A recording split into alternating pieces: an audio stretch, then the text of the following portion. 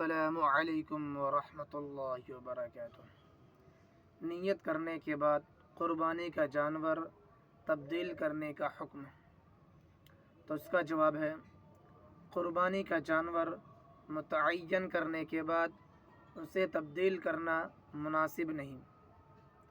تاہم اگر صاحب نصاب شخص قربانی کا متعین شدہ جانور تبدیل کر کے دوسرے جانور کی قربانی کرے تو قربانی درست ہو جائے گی۔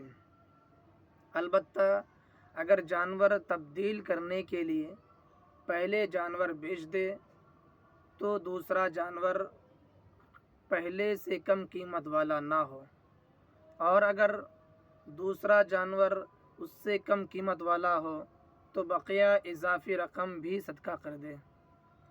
اور اگر کوئی شخص صاحب نصاب نہ ہو اور وہ کسی مخصوص جانور کی قربانی کی نیت کر لے تو اس پر اسی متعین جانور کی قربانی کرنا واجب ہے، اس کو جانور تبدیل کرنے کی اجازت نہیں ہے۔